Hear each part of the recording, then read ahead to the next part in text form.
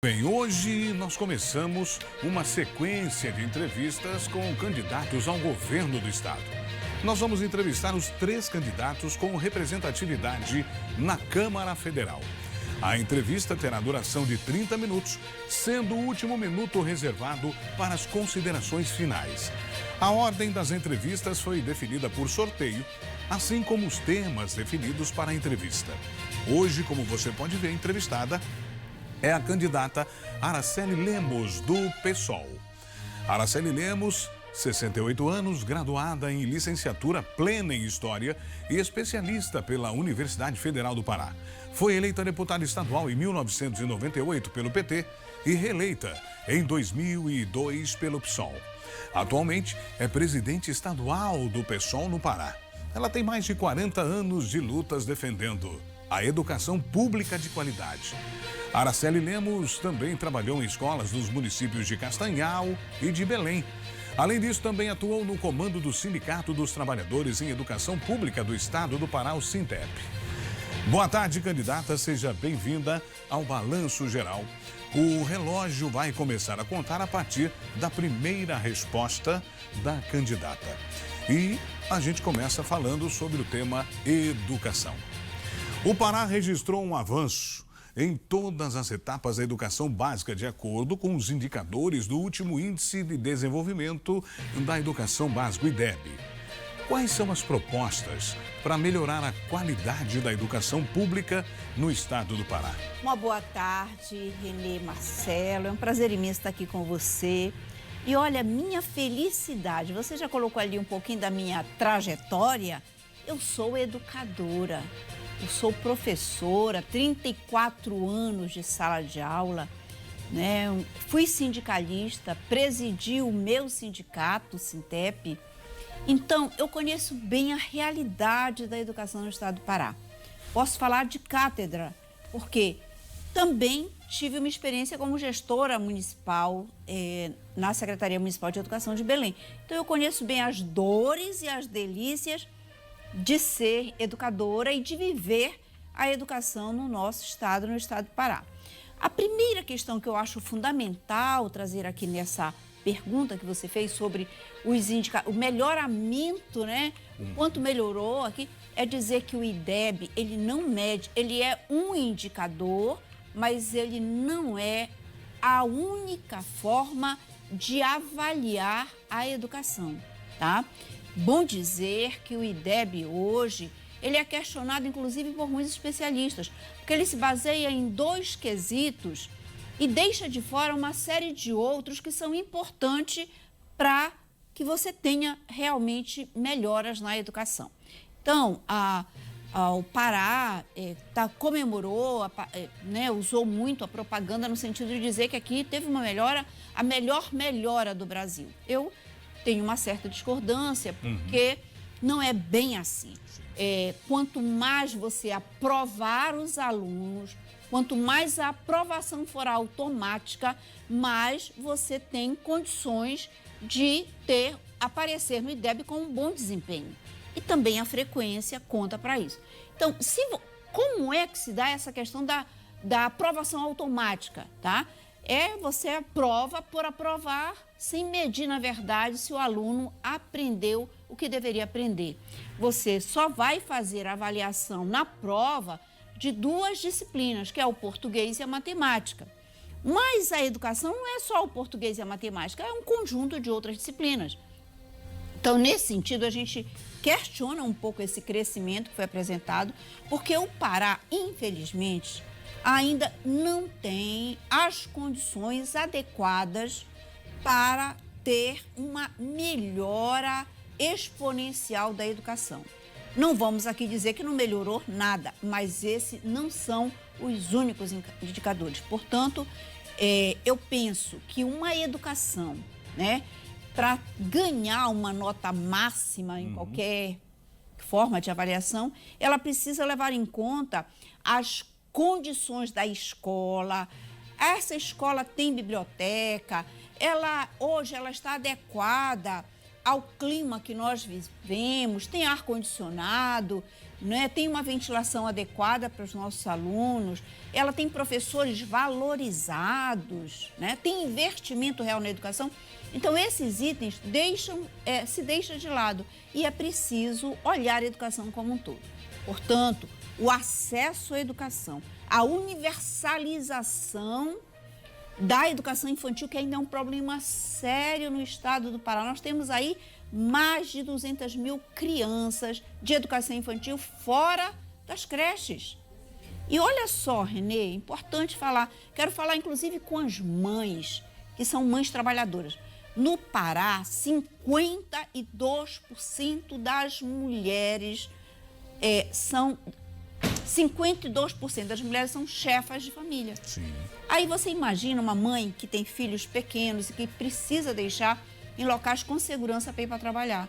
Então, ela precisa de creche perto dela. Então, para você, mãe, nós apresentamos na área da educação propostas de aumentar o acesso na educação infantil, universalizar progressivamente a educação infantil para que as crianças de 0 a 3, 4 anos fiquem em segurança, com condições adequadas, né? E dessa forma, estamos trabalhando a infância, mas estamos dando condições para essa mãe, que é, muitas das vezes, uma mãe chefa de família e precisa sair para trabalhar. Mudando de tema agora, vamos para a saúde, né? Quais seriam as políticas que a Araceli pretende adotar para melhorar o acesso em todo o estado? Araceli, eu quero dizer que eu falo você, né? Tá? Por favor, tá? fique à vontade. Tá, então. Eu também vou lhe chamar de você. Isso, então, muito obrigado. Estamos combinados. Isso, pois não. Então, qual seria essa ideia da saúde para o acesso, né, a todos os cidadãos, a todo o estado? Essa é uma outra questão que toca muito, muito fundo a mim, que sou mulher, mas toca a muitas mulheres e muitos homens que estão me assistindo neste momento. Veja bem, a primeira coisa que nós entendemos é que a saúde no estado do Pará precisa ser totalmente repensada e repaginada. E por que eu digo isso? Porque hoje, alguém que mora no interior, sobretudo no interior, precisa de um leito. E essa pessoa vai batalhar muito para conseguir esse leito. Muito. Porque muitas das vezes os leitos, sobretudo para problemas de saúde que requer um cuidado especializado, você não tem no interior. Então, a primeira coisa, falta leitos. Segunda coisa, temos hospitais regionais, mas eles não têm todo tipo de atendimento. Tratamento oncológico, por exemplo, Renê, é uma coisa muito séria. As pessoas que moram no interior não têm atendimento oncológico nos hospitais regionais. Eu ouvi um depoimento de uma senhora que me tocou profundamente. Ela precisou vender a geladeira da casa dela para poder vir para Belém para poder fazer tratamento de câncer.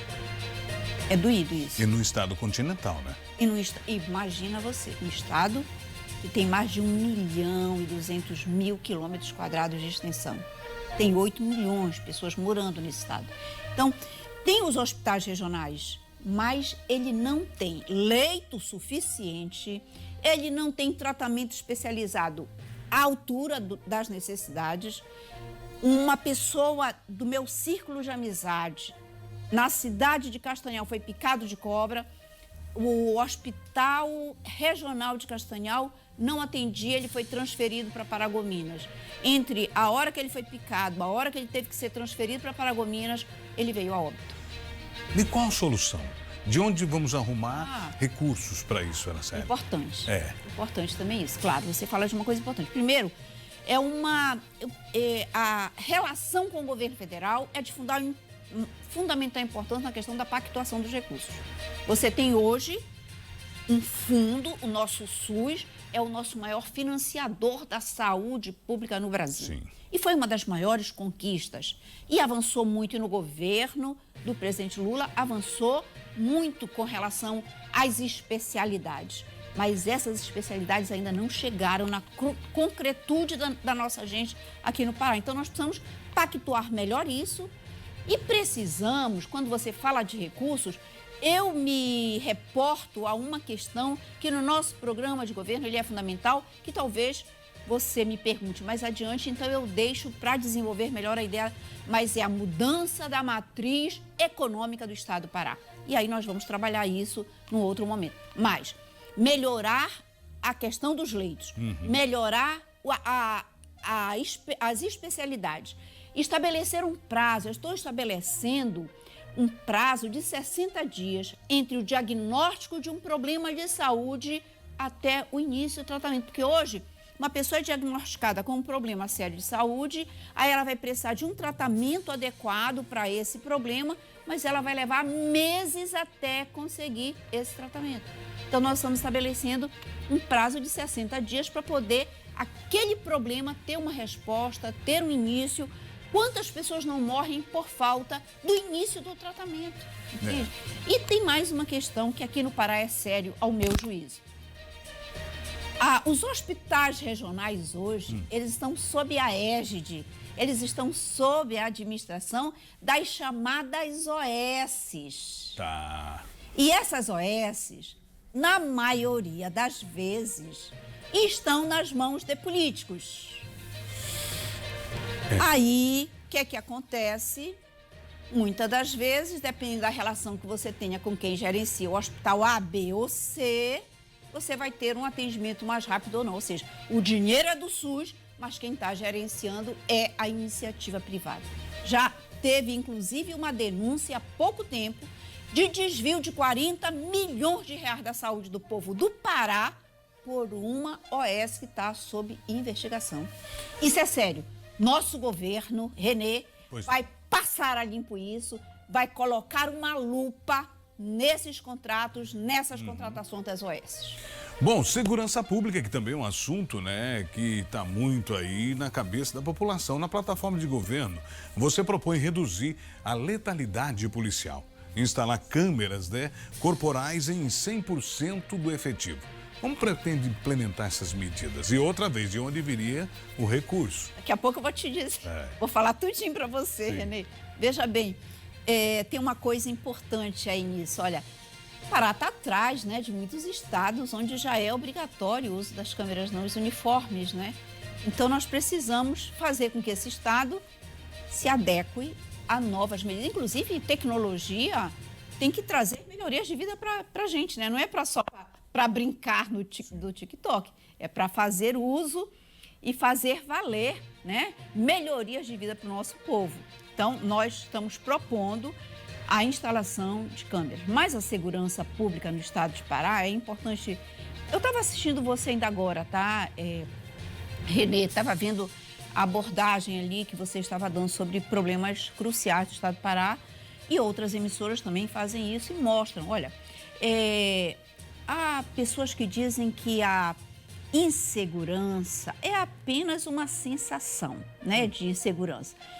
Eu pergunto para o meu amigo e a minha amiga que sai para fazer caminhadas na Praça Batista Campos, ou na Praça da República, ou na Praça do Relógio. Não, na Praça do Relógio não, porque ali nem dá para andar hoje, dadas as condições que o poder público permitiu que aquele espaço se tornasse, ok?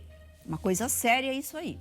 Mas alguém que tenha que caminhar em alguma das nossas praças, ou mesmo lá no interior, via de regra, tem o seu celular subtraído. Alguém leva o celular. Eu pergunto para essa pessoa, isso é uma sensação de insegurança ou é insegurança na realidade? Eu digo que é a insegurança que está predominando. Comércios, pequenos comércios, médios comércios, estão sofrendo ataques de roubo, mas também ainda tem uma outra questão séria.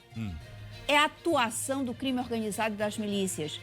Tem pequenos comércios fechando a porta, tem médios comércios fechando a porta, tem um comércio aqui no centro da cidade que hoje está sendo cobrado, tem que pagar taxas, porque senão não pode abrir a porta. Além dos impostos. Além dos impostos. Então, nós não vivemos no Pará só com uma insegurança, só com uma sensação de insegurança. Nós vivemos um problema sério de falta de segurança. Nossas propostas, investimento no aparato policial, veículos, também no efetivo policial, mas não só isso, porque carros e homens somente não resolve o problema. É preciso carros, é preciso homens preparados com formação e valorizados. Nosso pessoal da segurança pública precisa ser valorizado, precisa ter a sua carreira, né, vigente e andando para frente, e precisamos investir em tecnologia, como nós já falamos no ponto anterior. Também achamos que a segurança, ela tem que ser uma segurança cidadã. Ela não pode ser uma segurança só do patrimônio ou só de pessoas que possuam muitos recursos. É para garantir a segurança da população. Por isso, nós pensamos que é muito importante esses itens que eu falei, que constam no nosso programa. Política social. Pará tem um grande potencial, né, de projetos sociais. Eu queria saber um pouco, na verdade, além do social, um potencial econômico também, mas que ainda convive com pobreza, desigualdade, eu dizia miserabilidade. Isso. Olha, você tocou numa questão que outra vez eu me dirijo aqui ao nosso povo do Pará, nossos homens, mulheres, nossos jovens, as nossas crianças, aos trabalhadores, aos ribeirinhos, às comunidades indígenas, quilombolas, aos extrativistas, porque nós sabemos bem falar dessa situação. Vivemos num estado que é muito, mas é muito rico do ponto de vista, né, do que temos no solo, no subsolo, na floresta. Nós temos uma riqueza imensurável. Agora, veja bem, Renê, olha só olha a contradição. Nós temos mais da metade da população vivendo do Bolsa Família no estado do Pará, o que não dá um salário mínimo. Nós temos o maior mercado de trabalhadores informal do Brasil. Nós temos aqui o Brasil tem mais de 5 mil municípios, 5.700 5.571. e 570 municípios. Um levantamento do IPS, do Indicador de Progresso Social, disse que existem no Brasil 20 municípios que são muito pobres. 20. Você sabe desses 20 quantos estão no estado do Pará? Eu até vi essa pesquisa, acho que... 11. Eu ia dizer 11. Ora, se no Brasil inteiro são 20 municípios, e aqui no Pará nós temos mais da metade deles, tem alguma coisa errada, você não acha? Ao lado dessa situação, que eu falei aqui para você, qual seja a de muitas pessoas dependendo do Bolsa Família para se alimentar, graças a uma política do governo federal, certo? Nós temos um mercado de trabalho muito precarizado, sem garantia de direito. Hoje você tem emprego, hoje você trabalha, amanhã não trabalha. Hoje você tem renda, amanhã você não tem renda. Então você está diante de uma situação muito difícil. Mas ao lado disso, o que é que nós temos? Ferro. Pensa na quantidade de ferro na Serra dos Carajás. Você está pensando? Você tem ideia? Você sabe quantas toneladas de ferro são retiradas diariamente da Serra dos Carajás? Que a Vale retira? 300 mil toneladas. Aqui nós temos ferro, aqui nós temos manganês, aqui nós temos níquel, aqui nós temos alumina, aqui nós temos níquel. Aqui nós temos uma floresta, uma riqueza de floresta, que dá para alimentar todo o nosso Pará. Quiçá não dê para alimentar a Amazônia inteira, ok? Então nós temos uma floresta. Nossos rios são de muito potencial. Então, diante de toda essa... Aí você tem a população diante dessa situação e aqui do lado essa riqueza. Aí você imagina, o que acontece com o nosso ferro? Ele é extraído, essas 300 mil toneladas é extraída, se coloca nas carretas ou no trem ou nos navios e ele vai embora daqui. Olha bem, prestem atenção, seu Antônio, seu João e Dona Maria que estão me ouvindo nesse momento. esse ferro ele vai embora, mas ele vai voltar. Ele vai voltar porque ele foi em forma de matéria-prima. Ele não foi verticalizado, ele não foi industrializado, não foi feito nada com ele, ele só foi extraído, se colocou em alguma carroceria e ele foi embora. Mas ele vai voltar e eu vou comprar o celular que você tem, a panela que você usa. Olha, vai voltar, pessoal, em forma de barras, de chapas, de condutor, fios. Aí nós vamos comprar por um preço mais caro. Saiu daqui, da Serra dos Carajás, e foi embora. Quer outro exemplo, Renê? O gado vivo. Gado vivo. Estão exportando gado vivo a toneladas e toneladas. E é um absurdo. Um verdadeiro absurdo. Sabe por que é um verdadeiro absurdo? Porque você pega o gado, coloca em umas carretas enormes, uns carros de boi enorme. Ele é maltratado, ele passa sede, ele passa fome, ele passa muito calor. Mas ele é exportado e ele vai embora. Daqui a pouco, eu quero um sapato, eu quero um cinto, eu quero uma bolsa, eu quero um sofá de couro. E o que é que vai acontecer, Renê? Eu vou ter que comprar coisas que saíram bem aqui do meu ladinho, que eu vi o carro levar embora. E eu agora vou comprar por um preço maior. Você deve ter dado uma olhada nas nossas propostas e lá está uma muito clara. Sabe qual é? Ao dar a concessão para quem quer que seja explorar qualquer uma das nossas riquezas, tem que ter um comprometimento de verticalizar a produção. Tem que produzir aqui, porque não é possível. Isso acontece com os nossos minerais, mas acontece com a nossa energia também, Renê. Nós temos, olha, duas grandes hidrelétricas. Hidrelétrica de Belo Monte, hidrelétrica de Tucuruí. Aí tem os cabos, a gente gera energia aqui, a energia sai e vai para onde ela vai, as pessoas estão pagando menos do que nós estamos pagando aqui. Também não é justo. Então, quando você me pergunta de onde vai sair dinheiro para tanta coisa, olha, nós não estamos plantando promessas ao vento. Nós estamos falando que é importante mudar a matriz econômica do nosso Estado, fazendo com que haja verticalização, com que haja formação, com que haja também, para nós é muito importante, que além de tudo isso, pense em primeiro lugar no povo do Pará. O povo do Pará tem direito a viver das tantas riquezas que nós temos aqui. Nós combatemos a destruição da floresta para gerar riqueza para ir para fora do nosso estado. Falando em combater, nós temos 8 minutos e 40, né? Meio ambiente e sustentabilidade.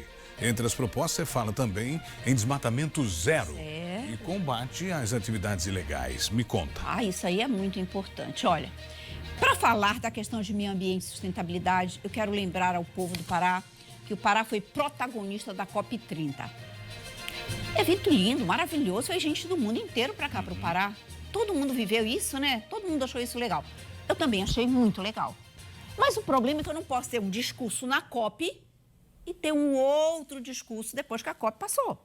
Eu não posso dizer durante a COP que eu defendo a floresta, que eu sou contra o desmatamento, mas tão logo passou a COP, nós vimos uma festa no Congresso Nacional com uma articulação feita aqui, originado aqui do Pará, com o ex-governador, com mais os senadores que são ligados ao agro, comemorando a abertura de desmatar 50% de uma floresta nacional, que era a floresta, a Flona do Jamanci.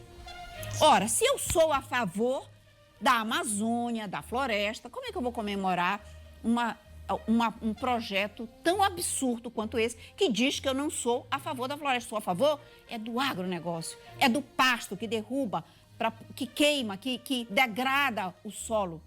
Então, desmatamento é algo preocupante. O mundo vive uma crise climática sem precedentes na sua história. Nós somos privilegiados e precisamos cuidar com carinho, mas muito carinho, da nossa floresta. Por isso, combater o desmatamento é uma questão sine qua non para nós. Fazer com que a nossa floresta, que é um verdadeiro banco de investimento, transforme os rendimentos dela em melhoria de vida, das condições de vida do povo do Pará.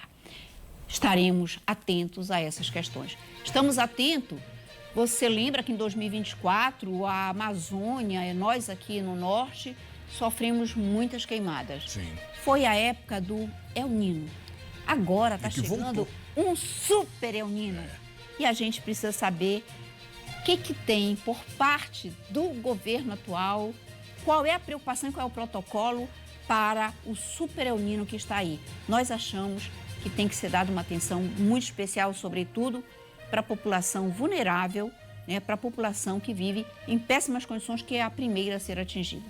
E o garimpo ilegal na floresta? Ah, essa aí é uma verdadeira dor, Imagina, se nós já precisamos regular a legal, aqueles que tiveram concessão, você imagina, tem gente aí explorando, tirando a nossa riqueza, levando para contrabandeando, porque se ela não está legal, ela está sendo contrabandeada. Contrabandeando, ficando muito rico. Olha, dar um exemplo, foi descoberto agora uma jazida de ouro na Volta Grande do Xingu, né, em Altamira. Possivelmente, calculadamente, tem ali 60 toneladas de ouro. A Belo San já chegou aqui e a Secretaria Estadual de Meio Ambiente já está dando uma concessão para eles explorar esse ouro.